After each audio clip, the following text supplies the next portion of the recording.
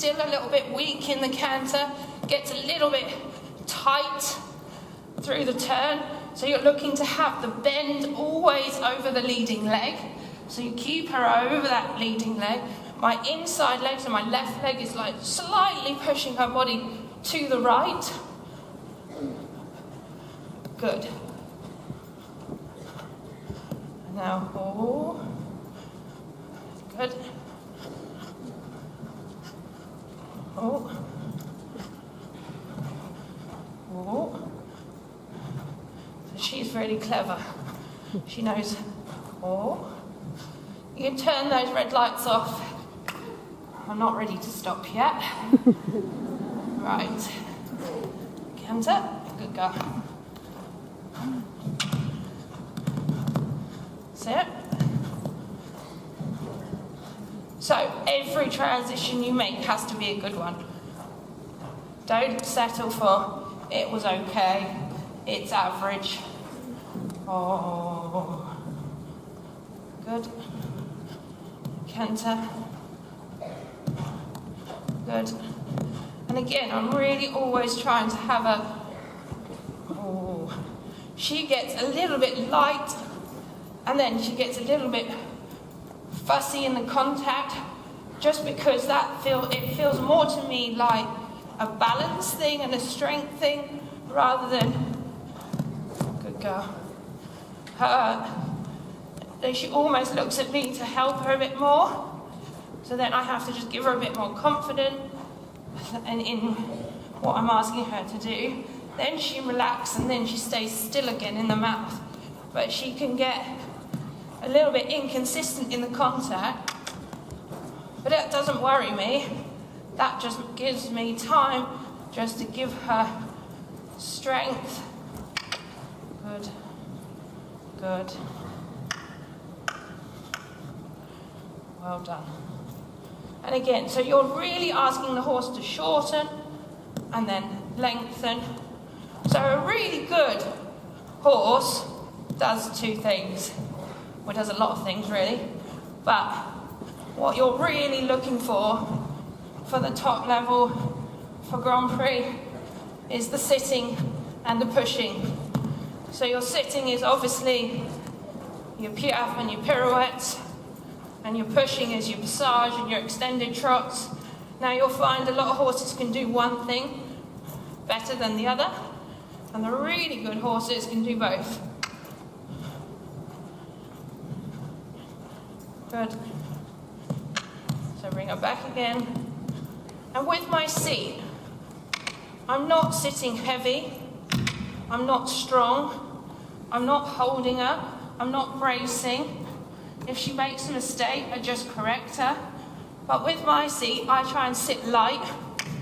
I try and sit light on the saddle, not sitting down into her back, because I don't want to push her middle of her body down. I'm trying to make her lift her back up, use her tummy muscles, so she lifts up through her back, and then really stretches over. Now, if I sat really down into her back, obviously I'd force her back down, and then what I'd have is a hollow horse.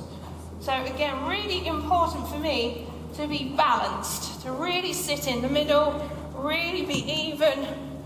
Think of, oh, good girl.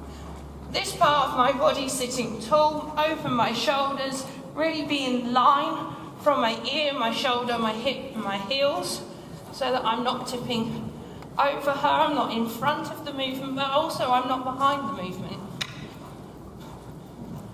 And that with my hands are forward.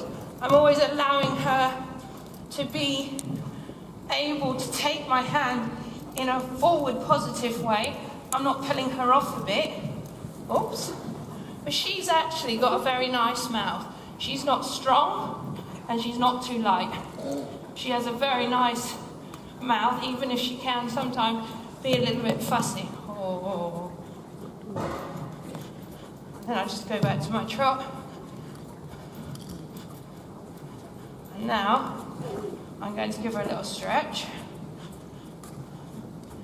So now I want her to really take my hand. Now, if you watch the difference between where my hands were when I had her up on the bit.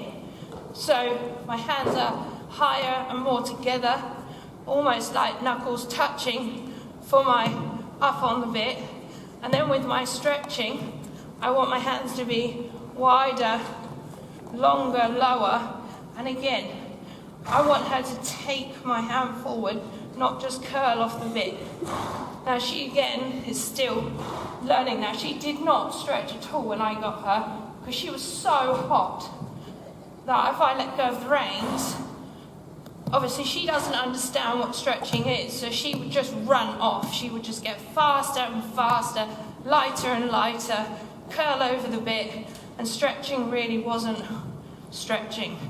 So again, taking my time at the end of each session and really trying to just get her to open up, lengthen the neck, and get it to be how I want it to be. And it does take time to get it.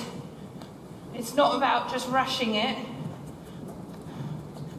Doing a good 20, 15 minutes at the end, really, so you get that relaxation again, and you get that softness, everything swinging. Because even if you've had a horse that's worked and it's been really, really tight and tense, and you just want to keep going and going and going, it's easy to keep going and going, but actually physically it's tired, but mentally it's got to have that off button where it just switches off and relaxes.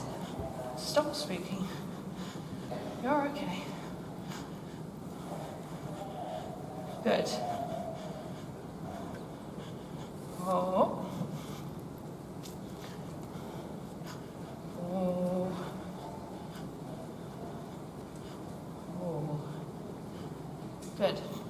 So, that's what we really, or I really expect of my young horses, 5 years old. Nothing fancy. It's all about the basics, all about transitions, all about keeping the horse straight between the leg, the hand, the seat, having the horse bending, flexing, thinking of going sideways, having the horse upright as the horse goes sideways, not just letting the horse fall sideways, and having a horse at a young age that is just going forward. I'm not trying to over-collect it, I'm just trying to have the horse that thinks forward for itself at its stage of its career. So, I hope that was useful. I hope there's something good in there for you all. And thank you very much for coming to this session. Well, thank you very much to Charlotte and to Marsha Webb, these fabulous young horses. Well, we're in for a bit of a treat now as the doors go up, and the horse that took Charlotte